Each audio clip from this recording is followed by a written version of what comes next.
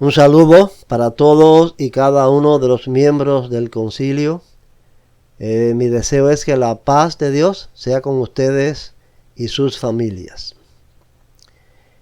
Como sabemos, el título del tema doctrinal que nos toca analizar ahora es la cena del Señor y el lavamiento de pies.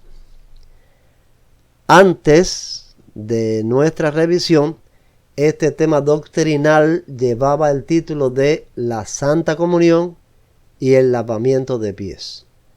Decidimos cambiarle ese título porque el nombre de Santa Comunión, además de que no aparece en el Nuevo Testamento, tiene otras implicaciones dogmáticas de la teología católica y de algunos reformados concernientes a los sacramentos.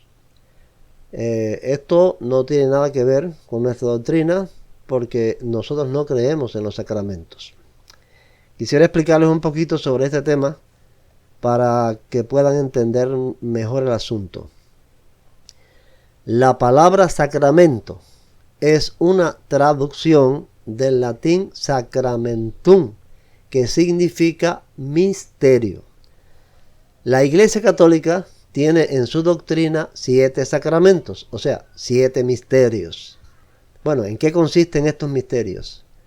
Según esta doctrina, cada acto o ritual sacramental tiene como resultado una operación espiritual no comprobable ni verificable, por lo tanto misteriosa. Voy a explicarle solo 3 ejemplos de los 7 sacramentos para ser más claro. En el sacramento del bautismo, el agua derramada en la cabeza del niño lo limpia del pecado original, porque la gracia o el misterio de este sacramento es limpiar ese pecado. Por eso es que en la Iglesia Católica bautizan a los niños, porque una persona que muere sin ser bautizada va para el infierno, aunque sea un bebé, porque no se ha limpiado del pecado original. Ahora bien, esa limpieza del pecado original que opera el bautismo o el agua bautismal no es verificable, no puede ser comprobada, por lo tanto es un misterio, o sea, es un sacramento.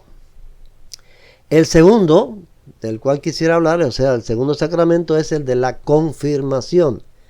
Este sacramento, el católico lo recibe regularmente cuando llega a la adolescencia.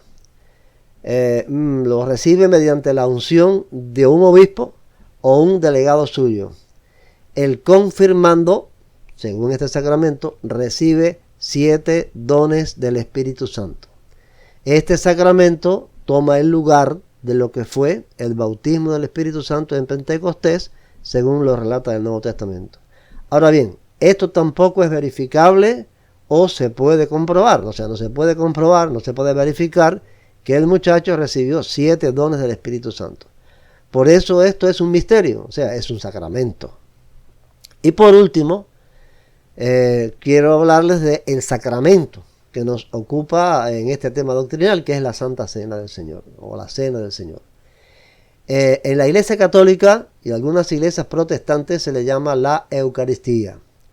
En este sacramento, el misterio consiste en que cuando el sacerdote eleva y bendice el pan y el vino en la misa, estos se convierten literalmente en carne y sangre de Cristo. Sin embargo, a la vista, en el tacto, el olfato y el gusto, el pan sigue siendo pan y el vino sigue siendo vino. O sea, no es verificable ni se puede comprobar la transustanciación. Por eso es un misterio, o sea, por eso es que se le llama sacramento. Parecidos en sus significados misteriosos son los restantes 4 sacramentos: la penitencia, la extrema unción, la ordenación sacerdotal y el matrimonio.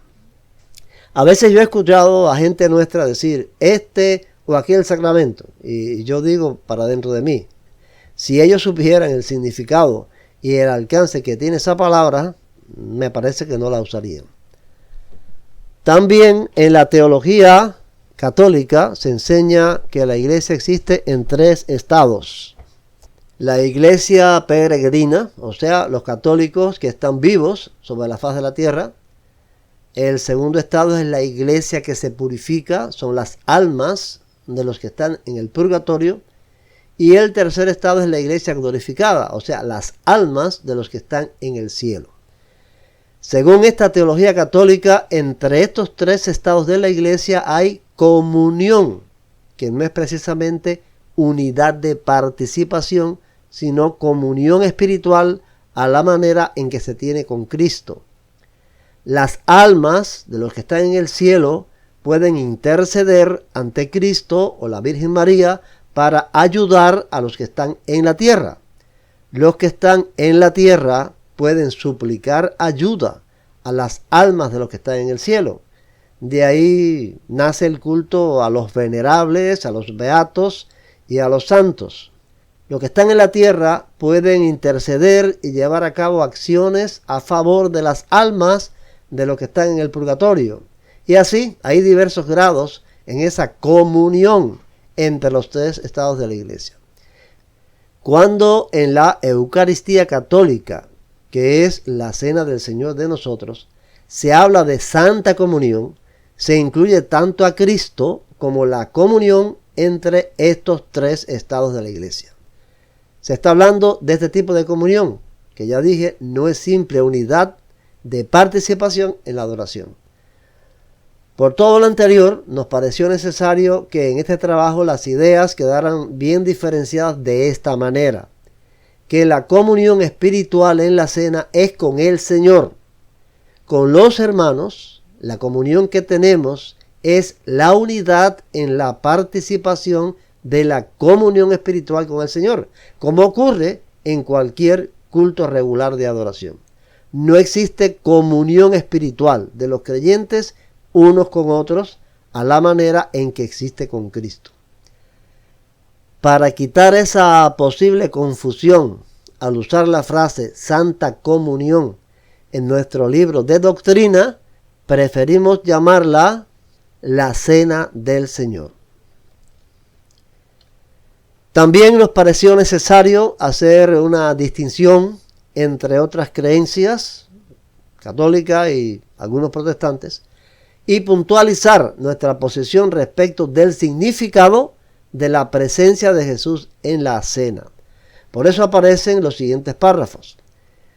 Con la llegada del protestantismo y el surgimiento de las nuevas iglesias, el punto de vista católico, o sea, el de la transubstanciación, fue rechazado y en su lugar, por una parte, algunos reformados enseñaron la consubstanciación, es decir, la idea de que en la Eucaristía coexisten las sustancias del cuerpo y la sangre de Cristo con las del pan y el vino. Esta doctrina considera que en la cena se encuentra de forma real Cristo en su cuerpo y su sangre, pero existiendo a la vez el pan y el vino. Por lo tanto, el acto eucarístico no se trataría de una sustitución, sino de una coexistencia. Otros reformados enseñaron que la presencia de Cristo en el pan y en el vino durante la celebración de la cena es simbólica, de modo que al participar de este acto, recordamos el sacrificio de Cristo en la cruz en favor de su pueblo. Nuestra iglesia no se identifica ni con la transubstanciación ni con la consubstanciación, sino que creemos que la presencia de Cristo en la cena no está circunscrita al pan y al vino, sino que es una presencia espiritual impartiendo bendición a aquellos que con corazón limpio participan de las cosas celestiales. Hasta aquí lo que creo es importante puntualizar. De todas maneras, el miércoles podremos abundar más sobre el tema. Que el Señor sea con ustedes y con los suyos. Muchas gracias por la atención.